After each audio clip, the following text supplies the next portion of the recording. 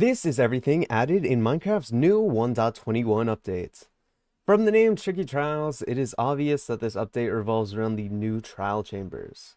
Now, these trial chambers are better versions of the already existing dungeons, and will provide improved spawners, loot, and mobs. So let's take a look at all the things that are involved with this new update. Now, the two main blocks you're going to want to keep note of are the trial spawner and the vault. The trial spawner is an unattainable spawner that is able to be used repeatedly. It spawns mobs depending on how many players are actually inside the trial chambers, making it harder the more players that you have. And then when all the mobs are killed, it will go on cooldown for a short period of time. Although you can break it, nothing will drop and there's no real point to breaking it as they are reusable after the cooldown. Next up is the Vault. The Vault is the new reward system for the trial chambers. Besides the existing chests, barrels, and pots that you can find scattered around, the Vault is where you're going to get the real good loot. It is a one-time use per player and can give loot to whoever uses a trial key on it. The loot tables will be shown on screen so you guys can see some of the drop rates. This is also unobtainable and has no reason to break it unless you're some kind of villain who does not want any of their other friends to get loot. But these two main blocks added into the game will definitely provide a better dungeon experience and really give the players something to fight for rather than the old dungeons where it's just you drop in, break the spawner, or put torches on it, and just grab the loot from the chests. So I definitely think these are very much more difficult but give a lot better rewards than the previous dungeons. Additionally, there are also an ominous version of these two blocks, which make them just a more difficult challenge than the already are, and will give better loot. But I will talk about the ominous versions a bit later.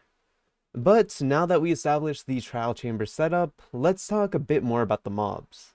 The two new mobs that are introduced into this game are the Breezed and the Bogged.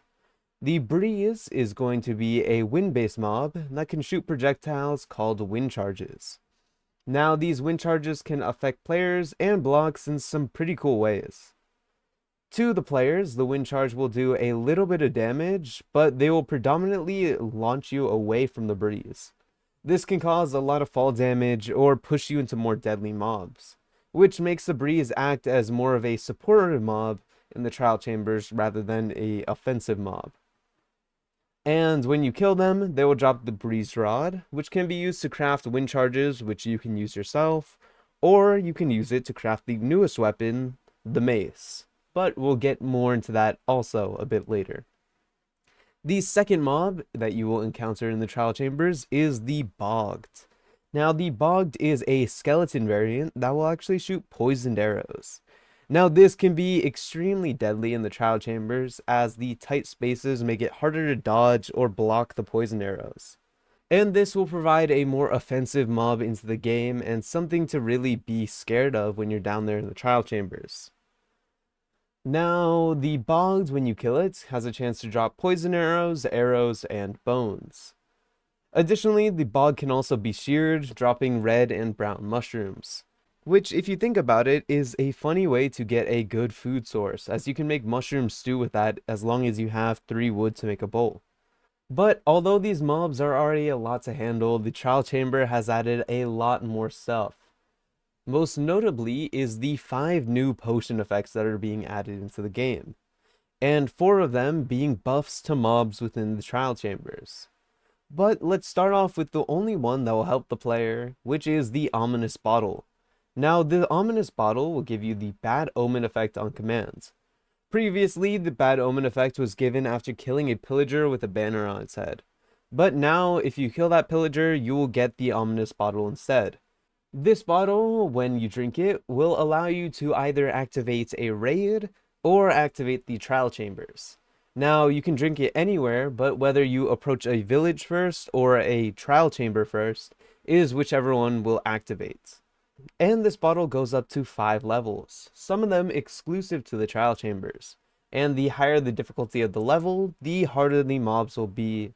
So if you were to use this ominous bottle on the trial chambers, then you will encounter the next 4 potion effects that make fighting the mobs way more challenging. The first potion effect is the wind charging potion. Now this will cause a wind burst to go off whenever you kill something. Now this potion effect will really work mainly like the breeze and basically push you away, causing you fall damage or to get launched into other mobs. Basically just being a big disturbance whenever you kill a mob splashed with this effect. And the ominous trial chambers will spawn lingering potions of all of these 4 potions around the mobs. So if you think you weren't encountering it, you are definitely going to be annoyed by these potions. To demonstrate this, I'm going to spawn a zombie in this room and just kill it. And as you can see, when we killed the zombie, the wind burst effect went off. Now this could just be really annoying in battle, and I could definitely see some unique gameplay happening with this. But now moving on to the next potion is the potion of oozing.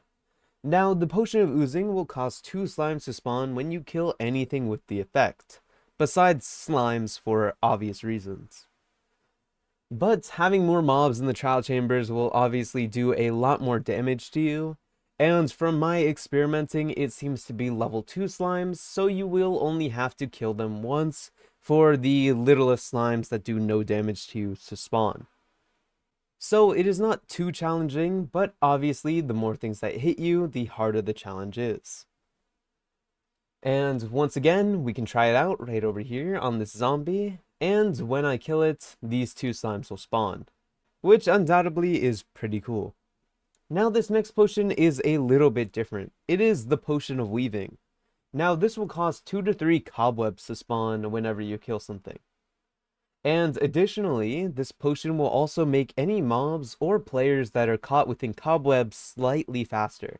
Now normally a cobweb puts you at 25% of the player's speed, but if you have this potion effect on, you will be at 50% of your normal speed, making you slightly faster in cobwebs, which could be really interesting and used in a multitude of ways other than just in the trial chambers. And I think it could be really fun to see this potion in other use cases. And obviously we'll try it on the zombie. So as you can see, when we kill the zombie, we get cobwebs to spawn.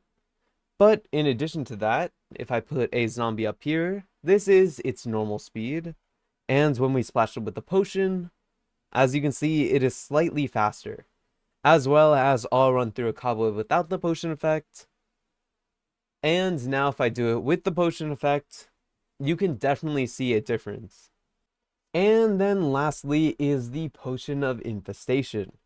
Now this potion works a little bit differently to the rest. Whenever you hurt a mob or player with this effect, there is a 10% chance that 1 to 2 silverfish will spawn. Obviously, this can be challenging in the ominous chambers, but I also believe that this could be way better used in PvP fights. Having an extra silverfish spawn on the player that you're attacking could be really useful for you to get that extra bit of damage or just cause a distraction in the middle of a PvP fight. And I feel like this one, out of all of the potions, could be used the most uniquely and most viably outside of the trial chambers, which I think could be really fun and really interesting to see people actually use this in game. And once again, here's me trying it on the zombie. And if we hit him a couple times, a silverfish spawns. But now let's move on to the next big addition to the game, the crafter. Now every redstoner will be definitely happy about this. For a long time, automated crafting has been in mods, but now we can finally use them in vanilla Minecraft. This will allow many redstone mob farms and other various things to be fully automated without having people to craft the items on their own. I know I already kind of stated it, but the crafter is an automated crafting table, basically allowing you to craft one of any item that you want automatically. Now, obviously, you will have to provide the resources in it and have like some redstone hooked up to it, but it definitely is a very big improvement to the game, especially for people who like to make these types of farms. And to craft the crafter, all you will need is 5 iron, 1 crafting table, 2 redstone, and 1 dropper. And then once you have the crafter, here is how you're going to want to use it. Now the UI for this is going to look a bit weird, but you have the normal crafting grid and then the output. But what you're going to want to see is that you can actually click on the crafting slots. Now, clicking on it will disable this spot, and it is meant for any spot that you would not place any items in for that crafting recipe. So, for example, I want to make an iron helmet, so I'm going to disable the bottom 4 slots, so that only iron will fill in the top 5 blocks. And as you can see, I have a hopper leading into this with iron. So if I break this redstone torch, all of the iron will flow in. And when I press the button on the side, I will get out a iron helmet.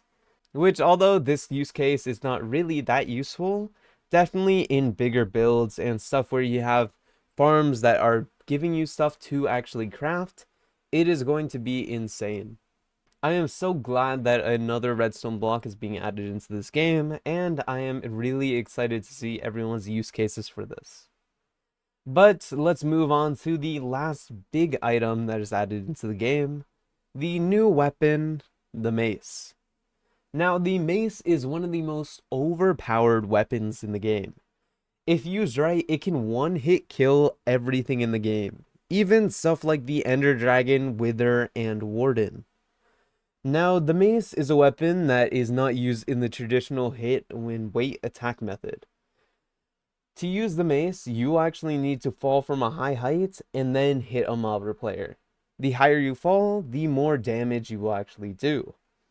But first, how do you actually get the Mace? The first thing that you will need to craft the Mace is the heavy core. Now, the heavy core is only obtainable in the ominous trial chambers. So you will first need to kill a mob in the ominous trial chambers, get an ominous key, and then open an ominous vault.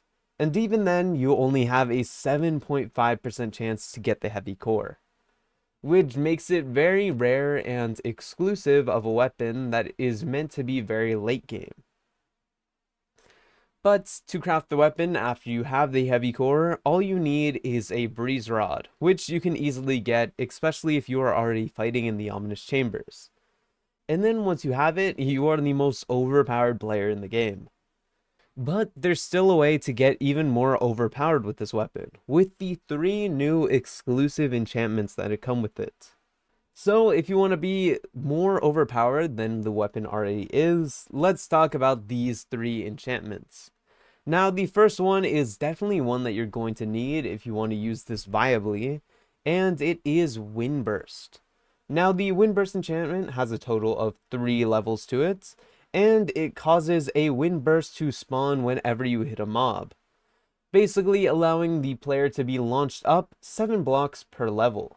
Meaning that if you have the Windburst 3 enchantment, you'll be launched up 27 blocks. And this can be really useful when you're trying to fight more than one mob, as if you instant kill the first one, you're still going to have to try to get the other one killed. And you're not going to want to be stacking up that many blocks or flying with an elytra up that many blocks to get another instant kill.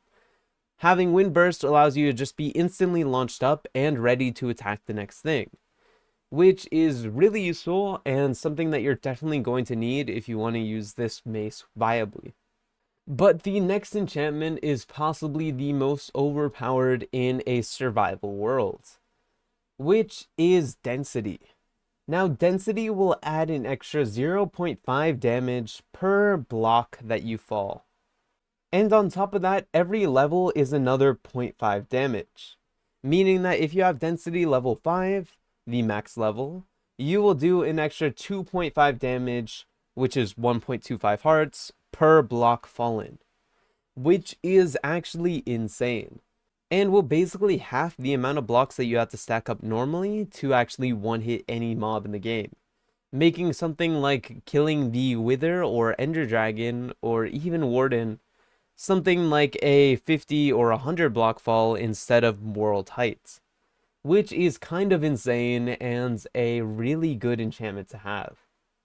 Especially players in a multiplayer world with full netherite, if you have Density and Windburst, you will practically win every fight. But speaking of netherite, there's the next enchantment that makes this more OP in multiplayer worlds, which makes all armor kind of useless. Breach is the enchantment that reduces armor's effectiveness by 15% per level. Now, with a total of 4 levels, you can reduce the effectiveness of someone's armor by a total of 60%. This is insane for any PvP fight that you would be in. And I would definitely recommend switching over to totems if you haven't already, because if you don't notice someone falling from above, they could one-shot you from like 10, 15 blocks up. Which is something crazy and definitely something that you would have to react to so instantly that you're better off wearing totems in any realm or any server that you're playing on. But that is all the main additions added into the game. But there are still a lot of miscellaneous items that I haven't covered yet. And some of them are actually really important, so let's get into that. The first thing that you're going to want to keep note of is the Trial Explorer map. Now, the Trial Explorer map is a great way to be able to locate trial spawners without having to dig forever until you find it. The Trial Explorer maps can only be obtained by trading with the cartographer, and will be able to be located by this square on the map.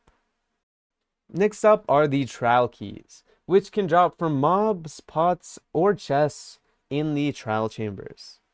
And additionally, ominous trial keys are only obtainable by killing mobs from an ominous spawner. And as mentioned before, these keys are used to open the vaults. Next up is the 2 new banner patterns. We got Flow and Guster. Flow being a swirl and Guster being a breeze. I think that the Guster banner pattern looks amazing and is definitely better than the rest, and I will be sure to use this on my shield, as I feel like it is one of the best banner patterns added into the game. There are also new pottery shards. We got Scrape, Guster, and Flow.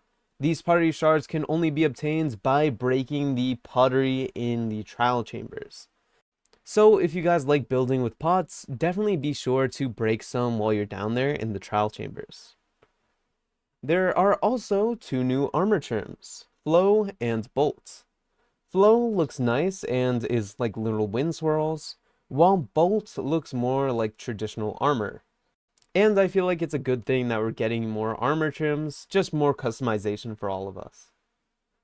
There are also a lot of new paintings, so anyone who loves building and making their home aesthetic look so much better, these paintings add a lot more vibrance and ambience to the game, which I feel like is really nice since the selection of the previous paintings were so little that at least I barely used them. Lastly, there are 3 new music discs. I'll not be able to play them here, but definitely go give them a listen, or be surprised whenever you find them in the trial chambers. But that is everything from this Minecraft to 1.21 Tricky Trials updates. If you enjoyed, consider subscribing and turning on notifications for more. See you all next time.